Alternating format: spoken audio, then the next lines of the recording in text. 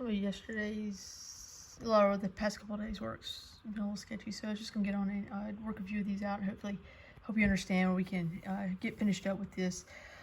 Realize if it's giving you a magnitude, this vector is 8, direction angle is 290. Well, if you go 290, hopefully you realize this is the reference triangle that we can use. They're having a degree of 70. It's going to give you the same answers if you use 290. Hypotenuse is 8. We're looking for x and y.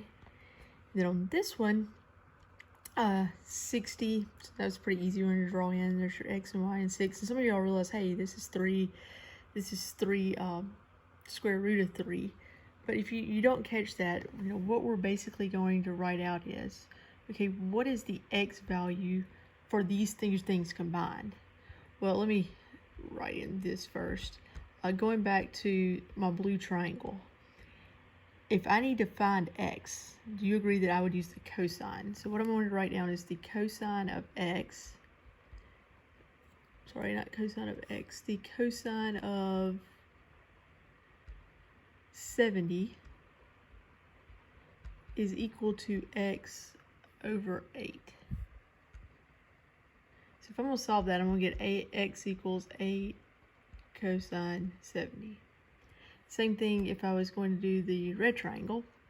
If I need x, I'm going to get, well, that's going to be 6 cosine of 60. So if I need v plus w, I need to add these two things together, so to speak. Looking at it from the calculator standpoint, there's x cosine of 290. Notice it equals the exact same thing. But for this whole problem, I need x cosine, I'll use the 290, plus 6 cosine 60. My combined x variable is 5.74. So I'll make note of that down here. Okay, now I'm going to do the exact same thing to find y, and hopefully you start seeing the pattern because every one of these work identical basically. Instead of using cosine, I now need to use sine. So I'm just going to go back into my calculator, and all I need to do is change the cosines to sines, and that will give me that y component of the sum of those vectors. That changes to sine, and maybe I could have typed it in faster. So the y component is the negative 2.32. And then each time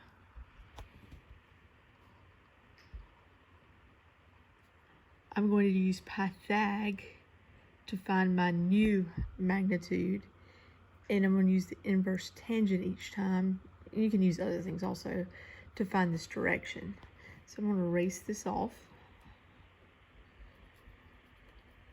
Okay, and I'm going to draw in my answer. Well, 5 something, negative 2 something is going to be down here in quadrant 4. So keep that in mind. Notice if I draw that in, it's going to be the inverse tangent because I'm needing degrees of my y over my x. So I'm just going to go back to calculator and work this out.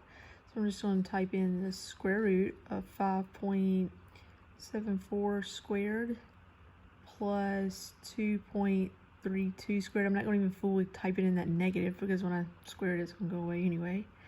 So my magnitude is about 6.2 or 6.19. I believe it'll take either one of those. And my inverse tangent, notice I'm going to put y over x. I would go on and type in the negatives here. 7.4. That's about negative 22 degrees. Well, if we think about it, where's negative 22 degrees? Well, I can just add 360 to that, and it gives me my reference angle, the one that I need, the 337.99. So for this problem, you would get magnitude of 6.19 or 6.2, and that's about 338 degrees, 337.99. So hope this helps out, kind of seeing where these numbers come from. Again, you're going to repeat the exact same pattern on each of these exercises for, I believe this was Tuesday's assignment, but if you need to go back and look at that again, feel free to. I think it'll let me click on these now. So same thing here. You're going to do 7 cosine 200 plus 5 cosine 70 to get your x. Use that with sine to get y. Then you're going to use Pythag to get your magnitude, inverse tangent to get your degrees. Hope this helps out. If you need me to work these some more, just let me know. I'll put them on notebook paper and send them over, and I'll upload some help with the word problems also. Bye-bye.